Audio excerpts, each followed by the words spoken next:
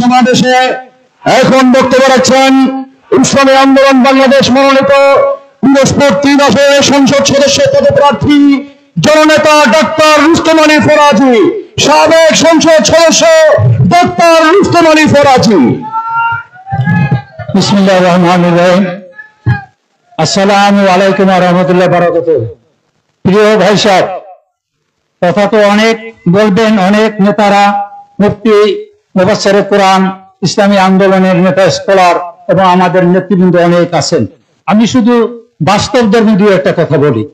আপনারা দীর্ঘদিন ধরে ভোট দিচ্ছেন, দীর্ঘদিন, এবং দেখেছেন যে ভোট দেওয়ার পরে যে স্বপ্নগুলো দেখানো হয় বাস্তবে তা আজ পর্যন্ত রূপায়িত পারে নাই।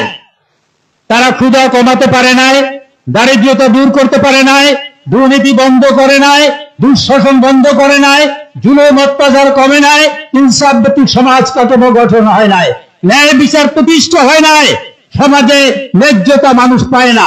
আজকের একটি হাহাকার সমগ্র দেশের মানুষের মনে প্রশ্ন জাগে, কেন পারে নাই? তারা স্বপ্ন দেখায়, কথা বলে পারে না, কারণ তাদের চিন্তা চেতনা, আইন কানুন সেটা মন গড়া এবং তার ভিতর কোনো পরিচ্ছন্নতা এবং আল্লাহর কোনো রেকমেন্ডেশন, আল্লাহর নির্দেশ নাই।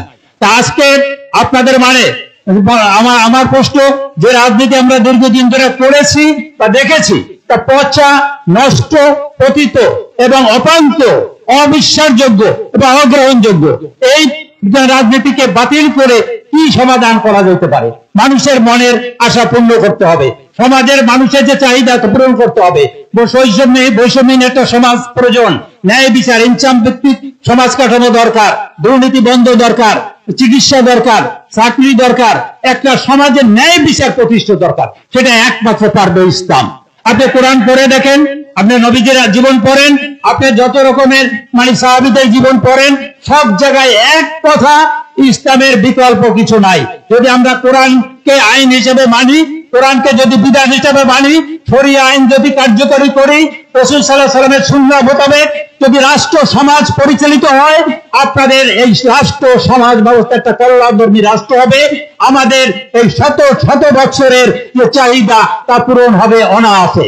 এখন আপনারা সেটা চাইলে কষ্ট করা লাগবে, লোভ লালসা পরিহার করা লাগবে, নির্বাচনকে নিজের নির্বাচন মনে করা লাগবে, টাকার লোভ ছাড়তে হবে, মাঠে ময়দানে কাজ করতে হবে, প্রত্যেকটা ঘরে ঘরে দাওয়াত দিতে হবে, মসজিদ ভিত্তি মিশন পরিচালনা করা লাগবে, আন্দোলন সংগ্রামে এক হইয়া আগামী নির্বাচনে জিহাদের মতো তামান্না অন্তরে পোষণ করে নির্বাচনকে একটা জিহাদি মনোভাব প্রণয়ন করে যদি আমরা সমস্ত বাংলাদেশের মুসলমানেরা এবং ইমানদারেরা, এমনকি মুসলমান না যারা হিন্দু, তারাও শান্তি চায়, তারাও মনে করবে তাদের মর্যাদা চায়, সবাই যদি আমরা সেই কাজটা করি, এই ইসলামের পক্ষে এক বাক্সে ভোট দেওয়ার জন্য মাঠে ময়দানে কাজ করি, আল্লাহ ইনশাআল্লাহ আমাদের কবুল করবে। আপনারা রাজি আছেন?